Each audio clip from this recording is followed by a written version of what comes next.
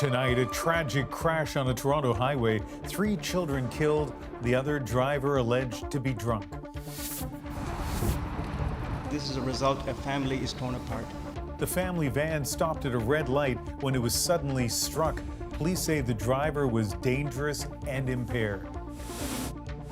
Former U.S. President Joe Biden is diagnosed with an aggressive form of prostate cancer. To see him have to grapple with this personally, obviously, it is very heartbreaking. The prognosis and reaction. A Mexican Navy ship out of control, drifting, smashes into the historic Brooklyn Bridge. It was just horrible. We heard like this wood crunch. What caused the ship to suddenly head in the wrong direction? From CBC News, this is The National with Ian Hennemanzing.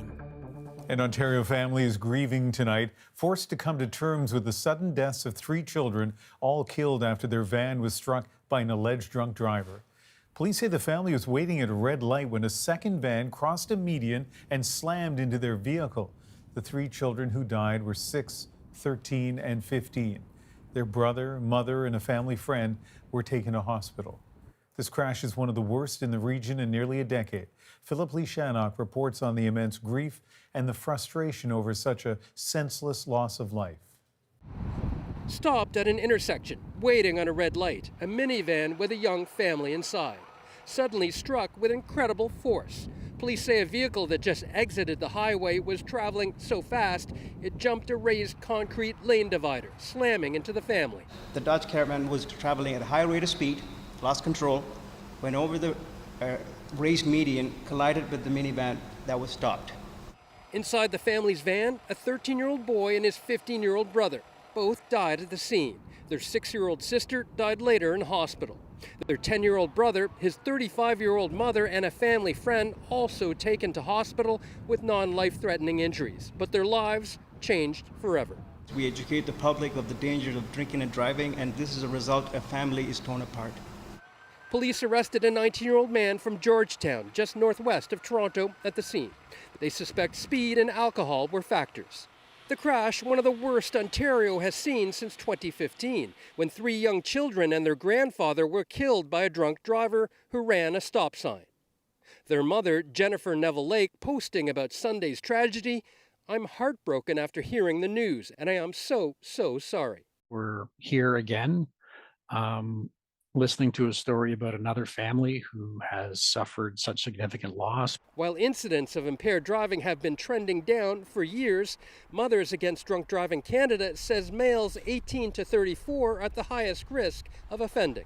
The younger you are, the more challenging, because you haven't been driving for that long. They're young men. They're not really thinking about long-term consequences. Ontario's premier posted he's heartbroken, adding, "The person responsible for this heinous act needs to face the harshest punishment possible." Thoughts echoed by the community. I also feel incredibly sad for the family of the victims that have passed. So unnecessary, minding their own business, and their life is over. 19-year-old Ethan Lahoulier from Georgetown, Ontario, had his first court appearance today. He's facing 12 charges. And Phil, this investigation obviously still in its early stages. Yes, police are still appealing for anyone with dash cam video or any witnesses to come forward to speak with them. As for the family, the police haven't released any identities yet. Philip Lishanok in Etobicoke. Former U.S. President Joe Biden has been diagnosed with an aggressive form of prostate cancer. His office says it has spread to his bones. And as Katie Simpson explains, this is another blow for the Biden family that has already seen so much loss. Former U.S. President Joe Biden is spending time with his family as they work with his doctors on a treatment plan. Announcing his diagnosis in a statement, last week President Joe Biden was seen for a new finding of a prostate nodule after experiencing increasing urinary symptoms. On Friday, he was diagnosed with prostate cancer with metastasis to the bone. While this represents a more aggressive form of the disease, the cancer appears to be hormone sensitive, which allows for effective management. Biden's doctors gave his prostate cancer a score of 9 on the Gleason scale, which experts warn is concerning. The Gleason score goes from 1 to 10, 1 being the best, 10 being the worst. and his tumor was graded as a 9, so a very aggressive form. Thank you. Donald, congratulations. Well wishes are coming in, including from his bitter rivals. In a statement, President Donald Trump wrote, "Melania and I are saddened to hear about Joe Biden's recent medical diagnosis. We extend our warmest and best wishes to Jill and the family, and we wish Joe a fast and successful recovery." You know, if anything, he is a fighter and he is somebody who is relentlessly optimistic. Biden's final months in office were consumed with questions about his age, health, and fitness. Eventually forced from his re-election bid after a disastrous debate performance. While he denies he was in decline, he takes the blame for Trump's win. Yes, I do, because look, I was in charge and he won, so, I take responsibility. Through all of his public life, Joe Biden has tried to relate to people in their darkest moments, tapping into his own grief after losing his first wife and daughter in a car crash in 1972, while his son, Beau, just 46 years old, died of cancer in 2015.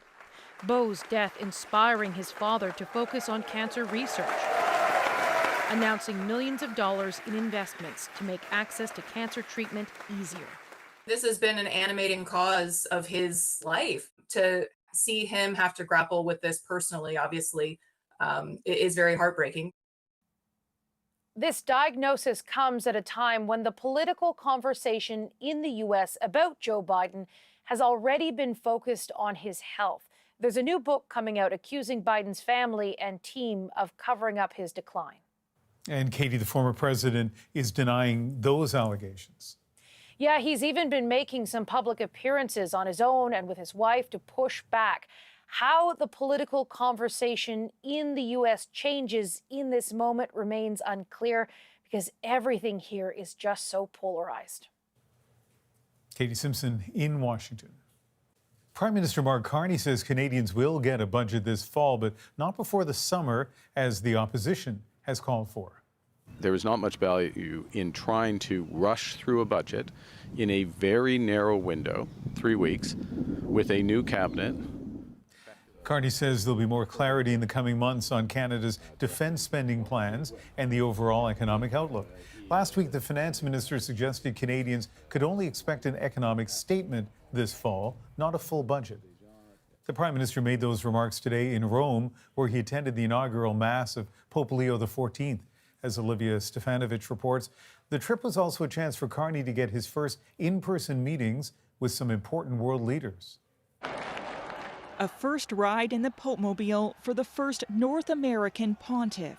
As Pope Leo XIV arrived for the inaugural Mass of his papacy, even Prime Minister Mark Carney couldn't help but get swept up, taking photos with his cell phone to capture the historical moment. So meaningful. This Toronto family among tens of thousands who gathered from around the world. It's good to have a strong Canadian showing at a obviously very important international event with so many world leaders attending. But I also hope that this means something, for him personally. Indeed, this trip was of personal significance for Carney, who is a practicing Catholic. But it also gave him the opportunity to connect with other world leaders before he hosts them next month at the G7 summit in Kananaskis, Alberta. We underscore that there can be no peace without the full support and participation of Ukraine. Carney held his first face-to-face meeting with Ukrainian President Volodymyr Zelenskyy. We had to make more pressure on Russia, on Putin, to really make peace as quick as possible. Following the Mass, the Prime Minister also met privately with U.S. Vice President JD Vance. There's a tremendous opportunity for Canada to help lead a world that is being reshaped to the advantage of Canadians and, in the spirit of today's proceedings, to the advantage of all in the world. The Pope is offering the Vatican as a venue to host peace talks between Russia and Ukraine. U.S. President Donald Trump says he will continue to push for a ceasefire tomorrow. In separate phone calls he has scheduled with Zelenskyy and Russian President Vladimir Putin. Olivia, you asked Carney about those calls. What did he have to say about them and whether he plans to speak to Trump afterwards? Carney says he's not planning for an immediate call with Trump, but he did say that he believes there is an opening for peace. The obstacle, he says, is Putin. Zelenskyy is attending the G7 summit in Alberta next month at Carney's invitation, where Ukraine will continue to be a focus, along with the topic of defense spending, with reports that NATO's chief will ask members to up their contributions to 5% of gross domestic product. Of course, Canada is nowhere close to meeting that goal, and Carney says this will require intensive discussions. Thanks for this, Olivia Stefanovich in Rome. Ukraine's president also had the chance to meet with the U.S. vice president. It's the first time the two reconnected since that infamous Oval Office blow-up. Zelenskyy says they talked defense cooperation and the situation on the battlefield. It happened hours after Russia carried out what's said to be the largest drone attack during the war. More than 270 were reportedly launched. One person was killed. In the U.S. South and Midwest, residents are sifting through the damage tonight after severe weather killed more than 24 people. Kentucky was hardest hit as a devastating tornado damaged hundreds of homes and killed at least 18 people. In neighboring Missouri, another 7 people died, and more than 5,000 homes in St. Louis were damaged. U.S. officials are investigating how a Mexican Navy ship crashed into the Brooklyn Bridge. The collision killed 2 sailors and injured more than a dozen others. As Quibino Duro shows us, early clues suggest the tall ship may have lost power.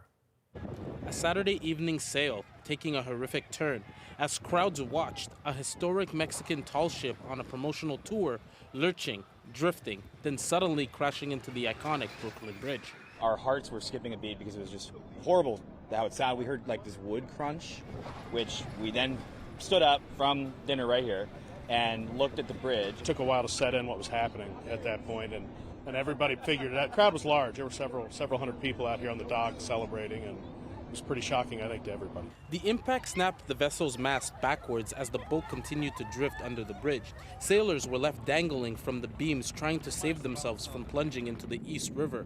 They were rescued, but at least 19 others injured, 2 killed. Our hearts go out to the family members, and many family members are going to be traveling here from Mexico. The Cuauhtémoc was on a 15-country goodwill tour, leaving for Iceland. Many of the 277 on board were naval cadets finishing their training. The Mexican Ministry of the Navy will search for every family of every one of the injured. The ship was headed to sea, but the pilot who was maneuvering the vessel lost power in the river's current. It then began drifting in the wrong direction toward the bridge. It was the pilot that is assigned to navigate the boat out of the water. I believe he lost, and there were some mechanical issues. Rules around sailing in and out of U.S. harbors were tightened last year after a cargo ship lost power and crashed into the Francis Scott Key Bridge in Baltimore, causing it to collapse. The Brooklyn Bridge doesn't appear to be damaged. It was a little bit shocking when it hit. We were all a little bit panicked. It was crazy. The ship sits damaged and stranded for now as investigators try to figure out what went so horribly wrong. Quibino Duro, CBC News, Montreal. Police say the suspect who died in the Palm Springs fertility clinic bombing was opposed to IVF, in vitro fertilization. The man has been identified as 25-year-old Guy Edward Bartkus.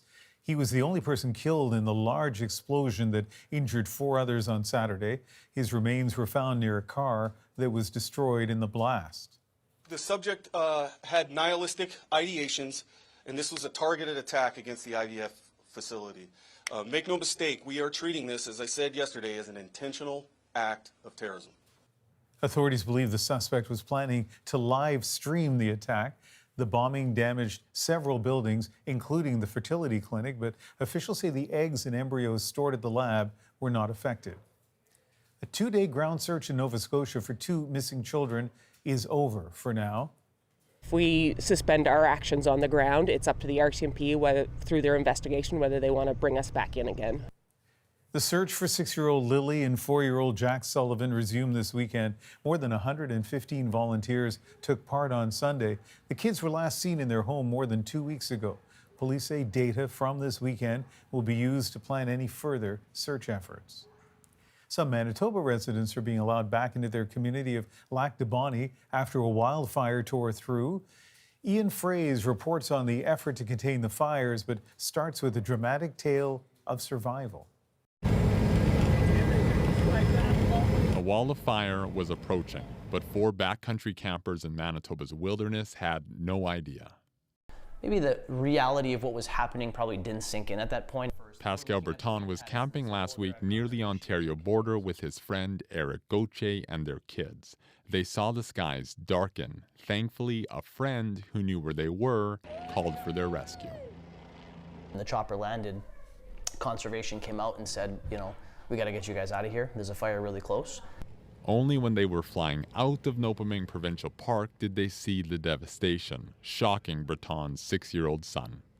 I was not even thinking the camping trip was already done, but it was done. Nearly a week later, several fires clustered in southeastern Manitoba remain out of control, but there's signs of progress. Everything appears to look fine. On Sunday, Lac du Bonnet officials let some residents return to their homes and routines. Probably shower, shave, have something to eat, and go to bed. Still, some 800 people are evacuated from a town that's lost property and lives. This husband and wife couldn't escape, trapped by the fire. The long weekend started with a bit of relief, but not enough. Maybe 5 to 10, 10 to 15, enough to wet the ground, and they haven't got the monsoonal kind of rains that they needed. Manitoba is also getting help from other provinces. Dozens of firefighters from BC and Alberta are coming, and just over the border in Ontario, 90 BC firefighters have flown in. We have an opportunity to get people closer to that fire perimeter as the fire behavior is much reduced and safer for those personnel to approach. Environment Canada says no more rain is in the forecast, but the hot and windy conditions that fan these wildfires aren't expected either. Ian Fraze, CBC News, Winnipeg. The Israeli government says it will allow a, quote, basic amount of food into Gaza. The move comes 10 weeks after Israel stopped all goods and humanitarian aid from entering the region. Israel has been under pressure to lift the blockade as aid agencies warned about the risk of famine. The announcement came hours after Israel's military said it had begun extensive ground operations throughout Gaza. There was a federal program in place that allowed Canadians with extended family members trapped in Gaza to bring them to Canada. But as Ithel Musa explains, of the thousands who applied, only hundreds have actually escaped. This is after the first bombing? Yes. Mirvat El-Shrafi says her family in Gaza had to be pulled from the rubble by hand after their home was bombed. This video of the aftermath was taken by a neighbor who was killed in another bombing shortly afterwards. For now, I don't think about the house or what we lost. I'm thinking only for their safety. Canada launched a special visa program in January 2024 to allow people to bring extended family members from Gaza to Canada.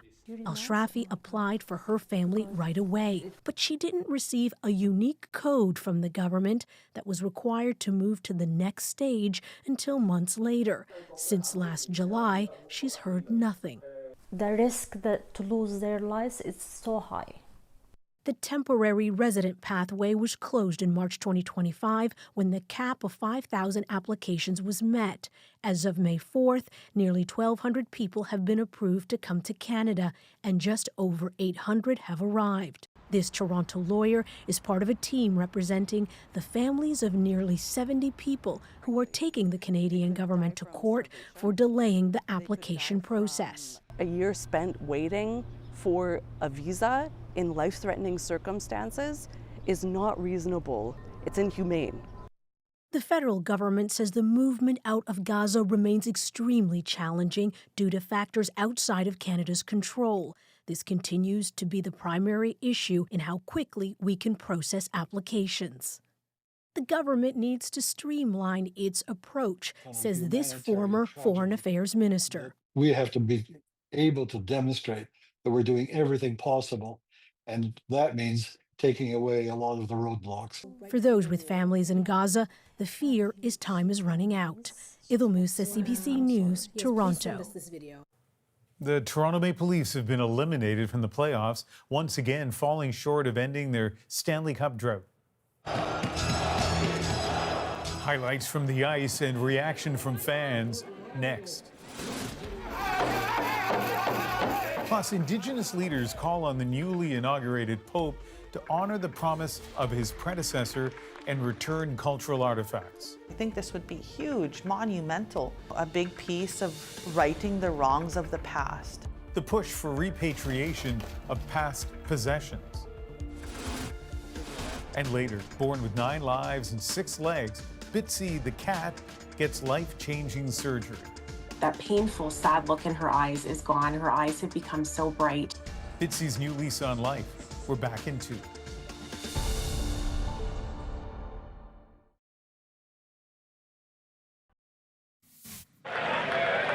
Scottie Scheffler wins in a runaway in the showdown at Charlotte. That is the 3rd major title for golf's #1 player. Scottie Scheffler wins the PGA Championship in Charlotte, North Carolina by 5 strokes. He is now halfway home to a career Grand Slam. The Toronto Maple Leafs have been eliminated from the Stanley Cup playoffs after a devastating Game 7 loss to the Florida Panthers. Jones for Greer, kicked away, rebound, in front, scores! Jonah Gadjevich, 3-0 Panthers. Florida scoring 3 goals in the second period to take control of the game as fans inside and out watched anxiously. While the Leafs did get one back, they lost by a final score of 6-1. This extends their Stanley Cup drought to 58 years, which is the longest in the NHL. After the Pope's inaugural Mass at St. Peter's Basilica on Sunday, he shared a more personal moment. A warm embrace and a brief chat with his oldest brother, who says the new pontiff is still just his baby brother and he won't be calling him Your Holiness anytime soon. Indigenous leaders in Canada are calling on the new pope to fulfill his predecessor's promise and return thousands of sacred artifacts. As Alexander Silberman tells us, for them, this is a crucial step in rectifying past wrongs. Cindy Woodhouse-Nepanak can only view these pieces of Indigenous history as photos. A rare Western Arctic kayak, Cree embroidered gloves, all among the vast collection stored behind the Vatican's walls. They need to return it. I think that's a big signal from the church if they do. The national chief of the Assembly of First Nations is renewing the fight to return these objects to Canada, calling on newly elected Pope Leo to commit to the repatriation of the artifacts. I think this would be huge, monumental, a big piece of righting the wrongs of the past. In 2022, a delegation of Indigenous leaders traveled to the Vatican to meet with Pope Francis. Church officials also gave them a private tour of some of the artifacts. At the time, Francis promised Indigenous items would be returned to their home communities. When you bring back these objects, it will awaken people. This Cree museum curator says colonization removed identity, and repatriation helps restore lost culture. We need that more in these days because our languages and our cultures, they're very much threatened. Catholic missionaries sent thousands of artifacts to Rome in the early 1900s. It's unclear how many are from Canada and how they came to be in the church's possession. The Vatican says they were gifts, but Indigenous leaders refute that narrative. That's the call out right now is work with First Nations, work with the residential school survivors to give those back to the rightful owners. Indigenous leaders say they're optimistic newly elected Pope Leo will uphold the promise of his predecessor, but plan to continue pressing for their precious cultural belongings to be returned home. Alexander Silberman, CBC News, Regina. Best known as one half of the Canadian duo Bob and Doug McKenzie, Comedian Dave Thomas is speaking out about a very serious topic. These people need help on a daily and a recurring basis. And so I wanted to be an advocate for them. What took Thomas to Ukraine in the Sunday interview? Next. Plus, radar screens go dark at two of the busiest airports in the U.S., leading to calls for a complete overhaul of the air traffic control system. Our radar is from the 70s. We have a couple new ones from early 80s. Could American air traffic control problems affect Canadian travelers? We'll speak to an aviation expert. The National breaks down the stories shaping our world. Next.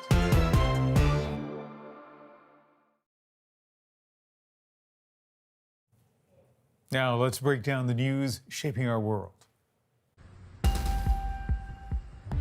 Scope shift went black again. Scary moments inside air traffic control at one of the busiest American airports. Just one of multiple communication blackouts inside U.S. air traffic control. It should be troubling for everybody and a warning sign that time is not on our side. We'll break down the system failures and the risks. But first, SCTV is on the air, starring Dave Thomas. Veteran Canadian comedian Dave Thomas, best known as half of Bob and Doug McKenzie, takes on a new role, raising awareness for war-torn Ukraine. Just back from a trip, we sat down to talk about the incredible resilience he saw firsthand. Dave Thomas, it is a real privilege to finally get to connect with you. Thanks for doing this. Pleasure. You had a major health setback a few years ago. How are you doing? Oh, I'm better now, but sepsis, don't ever get sepsis. It can kill you. Yeah. And I was in hospice as proof of that. And in so much pain. It's horrible. It's absolutely horrible. And yet, when a friend got in touch with you and invited you to go to Ukraine, you know, not an easy place to get to, not an easy place to get around in, you said yes. How come? Well, I worked with this guy, Andy Bain. We had an animation company together, and he owned a animation studio in Kyiv. And so we were going to outsource to them, save a lot of money, blah, blah, blah. Long story short, I got to know the Ukrainians then, and Andy stayed when the war started, and he asked me to come over. He has an organization now, the Ukrainian Freedom Fund, and he's trying to raise money to help these people, and he asked me if I would come and help, and I couldn't say no. I said, yeah. So an ordeal even just to get to, you know, especially having gone through the health issues that you went through. But when you got there, one of the things you were struck by is how, in some ways, how normal it all seemed. I expected to be a war-torn city. And in fact, people are sitting at outdoor cafes, sipping lattes, and, you know, students are lined up for classes at the university, and stores are putting out their wares, things like that. So what I didn't know, as I peeled back the layers and started to interview these people and talk to these people, was that there's a very real war going on, and limbs are being lost and lives are being lost, and these people are fighting, but they have this sort of quiet resistance, a way of covering it. They call it sempre de dobre, and it's a kind of, everything's going to be all right. There's even a song about it, and they're fighting this war by trying to make life as normal as possible. The most telling example of this was I'd heard about a drone strike on a mall the night before. It happened after midnight, so I got my camera crew ready to go over to the mall. I wanted to see the devastation. By the time I got there, the store owners already had new glass in the windows, cardboard walls up where the walls had been blown out by the drones, and it was just absolutely shocking that I had nothing to shoot when I got there. Yeah, I mean, just so many examples of resilience, of character in that country. Of all the people you met, is there one that kind of stands out that you can tell us about?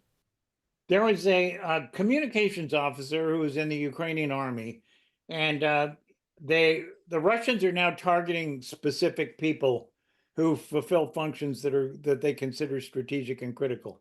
They'll target them with drones and kill them in their cars or whatever. And they blew this guy up in his car, but didn't kill him.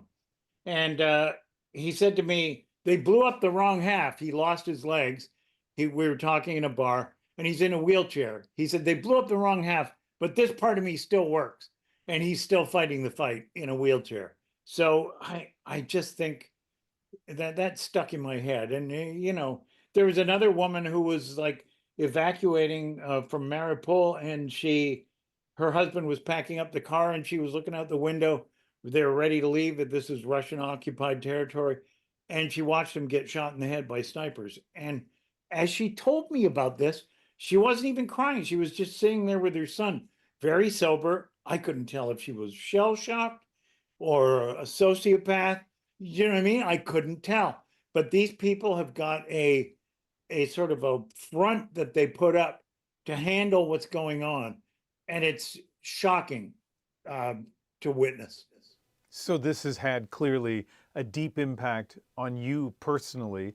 What impact do you hope this trip has on Canadians? Well, at a very sort of a practical level, I'm hoping that I'm able to inspire people to donate to theuff.org and get some funds flowing so that they can get in and help these people. They're doing things like, you know, disarming unexploded ordnance in the rubble of buildings that have been blown up, getting medical supplies to the front lines to help soldiers treat the wounded, clothing, socks. Soldiers are dying of trench foot.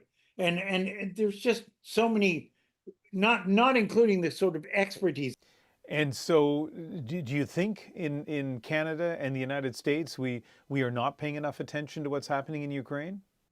There is a tendency in the news these days to get the news that spikes, that's the hot story, and the other stuff becomes page 6 pretty fast. And it's not anybody's fault. It's just that there's so much news to cover that it just happens. And so, sure, when a war goes on for a long time, as this one has, it does kind of get pushed to the back of the paper. And unfortunately, these people need help on a daily and a recurring basis. And so I wanted to be an advocate for them. One of the reasons that you have this platform is that you used to be a big deal, Dave. It happened so fast, right? I went from page 6 to page 12 in the blinking of an eye. It's terrible. Well, you're still on page 1 in Edmonton at the Ice District, outside the rink where the Edmonton Oilers play. There is a statue of Bob and Doug McKenzie, the characters you and Rick Moranis played. Not a lot of Canadian comics can say there's a statue of them somewhere in the country. Not a lot of people have a statue of them while they're still alive. That, to me, is the big gift.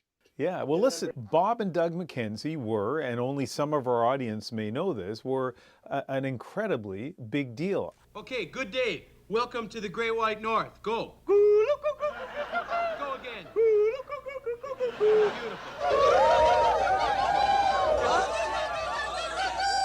See you guys later. Zoom in on me. No, you. No, on me. In 1981, I bought Bob and Doug's Christmas album at the Sam the Record Man in Moncton, brought it to my friends, put it on the record player. We just loved it. I still love it.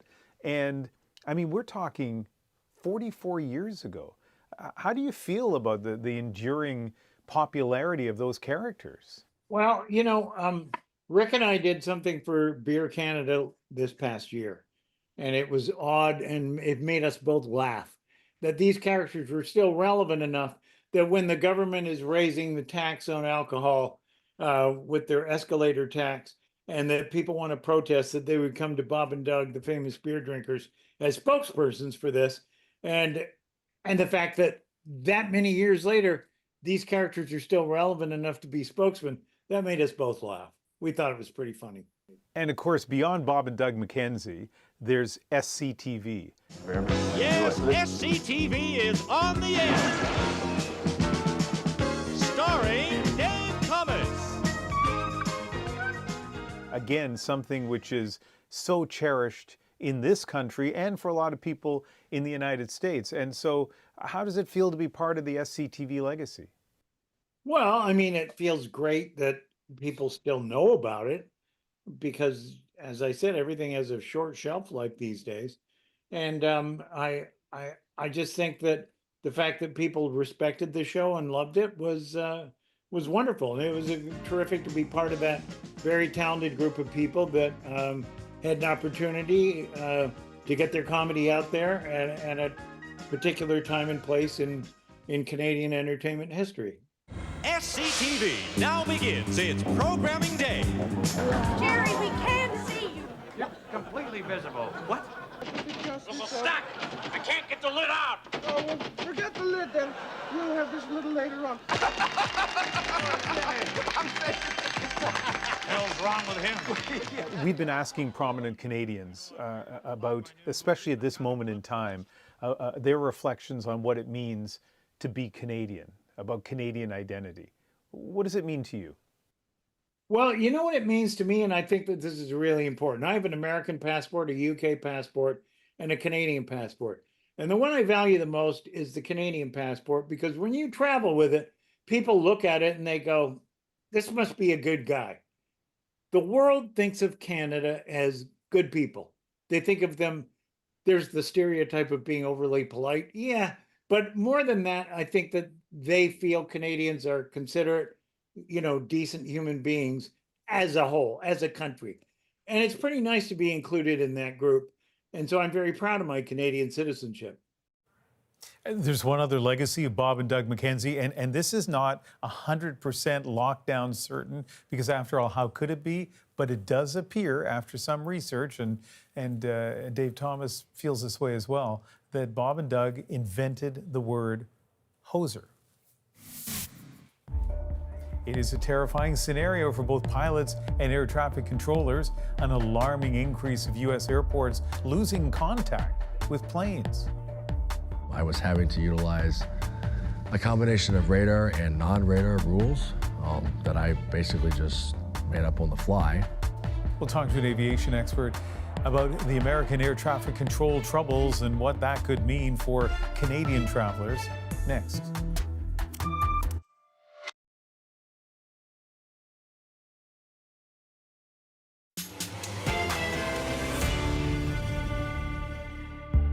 U.S. air traffic control is under strain. Radar and communication went dark in Denver and at the incredibly busy Newark Airport in New Jersey, leaving pilots in the air without ground contact for up to 2 minutes. And that is what's concerning to me, is how do we remove any bit of that risk? The outage is linked to aging infrastructure, made worse by chronic staffing shortages.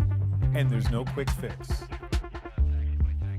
And Robert Kokonis joins us now from Hamilton. He's president of AirTrav Inc., an aviation consulting firm. Robert, why do you think we're seeing these issues with air traffic control at these U.S. airports? Challenges that we're facing in the U.S., both Newark in particular and Denver, sort of similar to what NAV Canada is dealing with north of the border, which is a lack of staffing coming out of the COVID pandemic. The air traffic control agencies, both sides of the border, have been slow to hire back, and it's very frustrating because the airlines have been putting their seat capacity back into play post-pandemic, but you can only go as fast as the air traffic control agencies. So similar problems on both sides of the border, but as far as I know, we haven't had the acute outages that they've had in Newark and Denver. Let's listen to some of the air traffic controllers responsible for Newark airspace when their system went down. Our scopes just went black again. If you care about this, contact your airline and try to get some pressure for them to fix this stuff. I got to say, for a layperson, that seems extraordinary. Walk us through what would have been happening with pilots and controllers during those moments when they had no contact.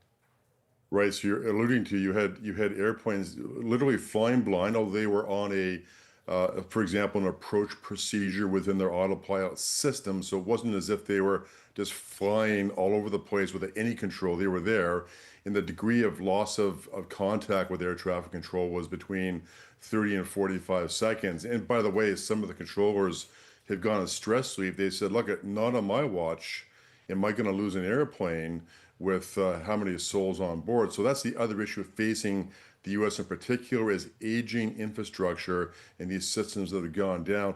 On top of that, as I mentioned, there's a lot of congestion in New York airspace. They've also got some runway construction programs going on in Newark as well. All these factors together means the Federal Aviation Administration, which oversees all air traffic control facilities, have to slow the rate of traffic into and out of the Newark area, and also Denver to a lesser degree, but that's what happened when they lost their contact with their systems. They have to slow down that flow so that traffic flying in and out of New York can do so safely.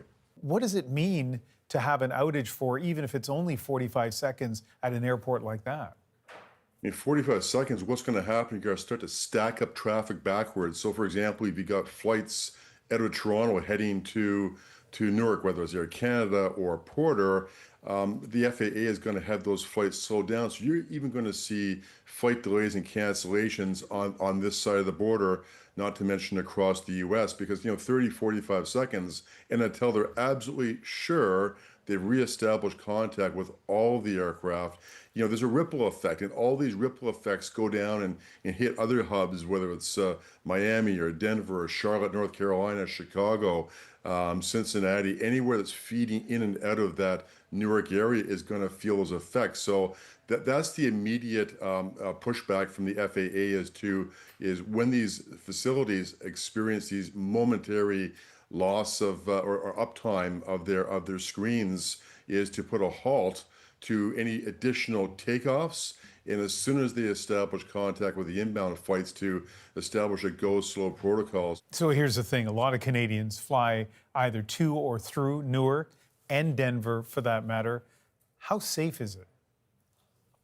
Well, it's safe. Again, I think that's the whole point about these flow restrictions, is that if the normal pace of arrivals and departures, we call them departure and takeoff slots, were, for example, 80 per hour at Newark, maybe that would be brought down to 55, whatever it is, to ensure whatever they've got there is making sure systems are up and running. That's a given.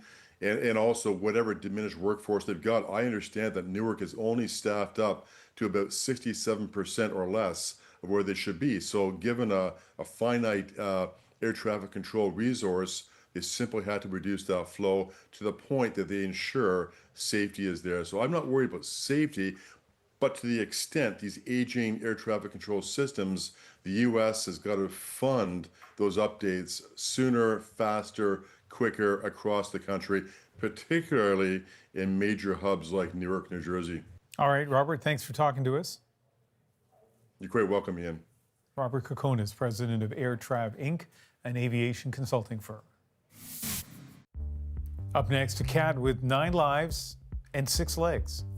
It was quite obvious to me once I got close to her that she had absorbed a twin in utero. I'd never seen anything quite like this. Her path to life-changing surgery in our moment.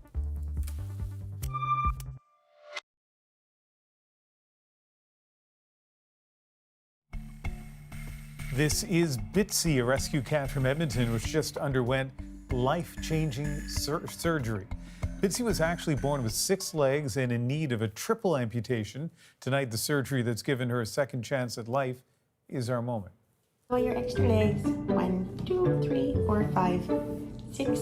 Towards the end of April, we were contacted by a person who'd formerly adopted from us, letting us know that there was a cat that was in major distress in her backyard. She mentioned that this cat had extra legs growing out of its side. It was quite obvious to me once I got close to her that she had absorbed a twin in utero. I'd never seen anything quite like this. It was so overwhelming for me, watching her try to move and function, facing challenges no other cat should have to face. How you doing? We got a lot going on down there. We made the decision that Bitsy was going to go from being our itsy bitsy spider with 6 legs to a tripod. Surgery took place on May the 5th, within less than 24 hours of her triple amputation. She was standing up, going into the litter box on her own, drinking water by herself. Prior to her surgery, the tiniest noise she would run and hide, and now she's become this outgoing, vibrant, social, very loving kitty that just purrs all the time. That painful, sad look in her eyes is gone. Her eyes have become so bright. It's really truly the very best outcome that we could have hoped for her. That is a nice chapter in a story which apparently is about to have a happy ending. We're told that Bitsy has bonded with somebody at the shelter and soon will be adopted and taken home. Thank you for being with us. You can watch anywhere, anytime on the free CBC News app and subscribe to the National's YouTube channel. I'm Ian Hannah-Mansing in Vancouver. I hope you can join me weeknights on News Network at 7 p.m. Eastern, 4 Pacific. See you then.